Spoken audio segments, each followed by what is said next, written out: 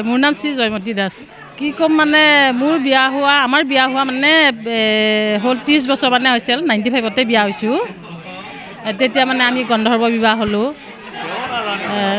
ভাল পোৱা পুই বিয়া তাৰপিছত গন্ধৰ্ব বিবাহ হোৱাৰ পিছত তাৰমানে সমাজৰ কামবিলাকত আমি আগবাঢ়ি যাব নোৱাৰোঁ সেইটো স্বীকৃতি নিদিয়ে আৰু সমাজে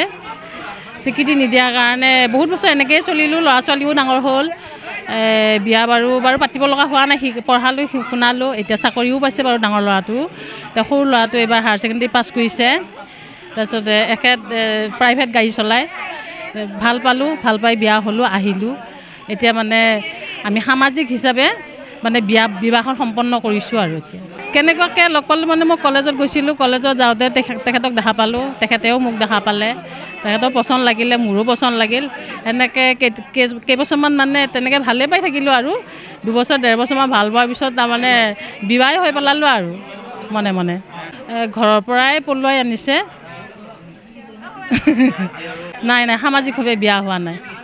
হয় পলাই আহিছিল আজি মানে কেনেকুৱা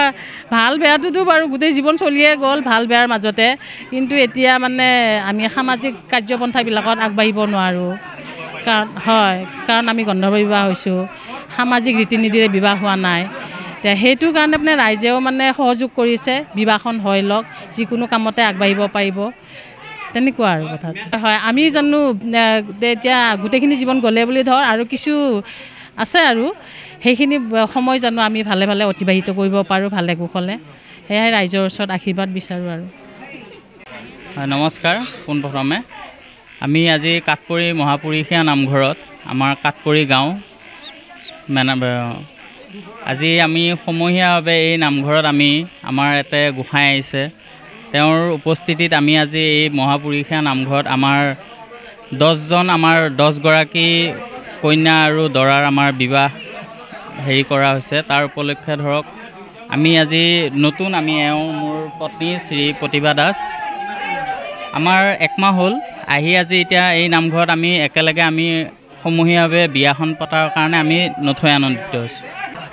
আমি এতিয়া গোটেইকেইজন আমি একেলগে বহি সমূহীয়াভাৱে ৰাইজৰ আশীৰ্বাদ লৈ কিনে আমি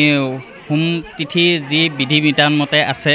সেই হিচাপে আমি বিয়াখন সম্পূৰ্ণ কৰিম বুলি ভাবিছোঁ আৰু আপোনালোকৰো সকলো ৰাইজৰ আশীৰ্বাদ বিচাৰিছোঁ তাৰে কামনা কৰিছোঁ নমস্কাৰ মানে আজি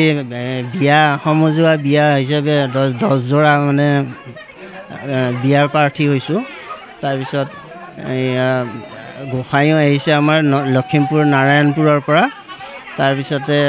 আমাৰ এতিয়া 28 বছৰ হৈছে বিয়া হোৱা তাতে ৰাজহুৱা হিচাপে হোৱা নাছিলোঁ গোসাঁই উপস্থিতিত এতিয়া মানে হোমপুৰি বিয়া পাতিছোঁ আৰু আমাৰ বিয়া হৈ মানে ৰাইজখিনি পাই ভালে লাগিছে আৰু ৰাইজৰ পৰা মানে আশীৰ্বাদ বিচাৰি আমি এইটো নিয়মটো কৰিছোঁ আৰু ল'ৰা 2জন মানে ডাঙৰজনে BA ফেল কৰিছে আৰু সৰুজনে মানে মেট্ৰিক ফেল কৰিছে এইখিনি আমাৰ পৰিয়াল আচলতে এইটো এটা বৰ অসমবাসীলৈ আমি ভাল এটা বাৰ্তা প্ৰেৰণ কৰিব পাৰিছোঁ বুলি আমাৰ অনুভৱ এটা হৈছে আমি কাঠপৰি মহাপুৰুষীয়া সমাজৰ নীতি আদৰ্শ এইবিলাক আমি আগত লক্ষ্য ৰাখি পৰম্পৰাগত আমাৰ যিটো নীতি নিয়ম আছিল সেই নীতি নিয়ম আমি লক্ষ্যটো আগত লৈ আজি 10 গৰাকী দৰা কইনাৰ একত্ৰীকৰণ কৰি এই মহাপুৰুষীয়া নামঘৰৰ প্ৰাংগণত সমূহীয়া বিবাহ কাৰ্যসূচী এটা আমি আয়োজন কৰিছোঁ এইটো কাৰণে যেহেতু তেওঁলোকে আজি কোনোবা গৰাকীয়ে 20 বছৰ কোনোবা গৰাকীয়ে 30 বছৰ আৰু কোনোবা গৰাকীয়ে হয়তো 10 বছৰ আগতে বিবাহ হৈছে আমাৰ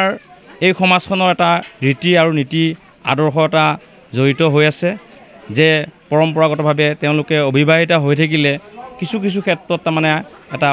অসুবিধাৰ সন্মুখীন হয় বিশেষকৈ আমাৰ ৰাইজৰ আগভাগ কৰ্মকাণ্ডিবোৰত সেয়েহে আমি ৰাইজে সকলোৱে লগ হৈ তেওঁলোকক আমি সহযোগ কৰিছোঁ তেওঁলোকৰ লগত তেওঁলোকক আমি সহায় কৰিছোঁ কৰি আমি ইয়াতে আজি তেওঁলোকক এখন বিবাহ সম্পন্ন কৰিবলৈ সক্ষম হৈছোঁ আৰু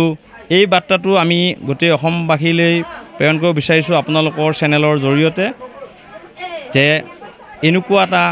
মহান অনুষ্ঠান আমাৰ অসমৰ অন্যান্য জেগাতো যেন হয় তাৰে কামনা কৰিছোঁ যিহেতু নেকি আমাৰ সমাজৰ ৰীতি নিয়ম হিচাপত বিয়াটো হোৱা নাছিল। কোনোবাই মানে আমাৰ থলুৱা অসমীয়াত ক'ব লগা হ'লে পলাই অহা শব্দটো হয়। তেওঁলোকে কিছুমানে পলাই আহিছিল আৰু পলাই আহিয়ে তেওঁলোকে জীৱন নিৰ্বাহ কৰিছে। কিছুমানৰ ল'ৰা ছোৱালী অৱশ্যে বিয়াও হৈছে কিন্তু সমাজৰ এটা যিটো নেকি এটা আদৰ্শ আছে, নীতি আছে, সেই আদৰ্শ আৰু নীতি তেওঁলোকে যিটো বান্ধ সমাজৰ সেইটো ৰক্ষাৰ কাৰণে তেওঁলোকে আজি সমূহীয়াভাৱে একত্ৰীকৰণ হিচাপে ৰাইজৰ লগত সহযোগ কৰি তেওঁলোকে আজি বিবাহ কাৰ্য সম্পন্ন কৰিছে। আচলতে আমাৰ দিনজোৰা কাৰ্যসূচী আৰু তেওঁলোকে আমাৰ ৰাইজক অন্য মুঠি মেলি ক'ব লাগিব। আমি যিহেতু মন্দিৰত কৰিছোঁ আৰু দিনত আমাৰ যিখিনি নিয়ম নীতি হৈ আছে, আয়তীসকলৰ মূৰত তেল দিয়া হৈ গৈছে, পানী তোলা কাৰ্যসূচী হৈছে, তেওঁলোকক সমূহীয়া হিচাপে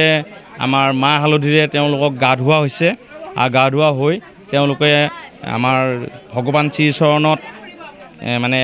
এখনি শৰাইও আগবঢ়াইছে। এই শৰাই ভাগি তেওঁলোকে সেৱা জনাই তেওঁলোকে বিবাহ কাৰ্যসূচীলৈ আগবাঢ়িছে।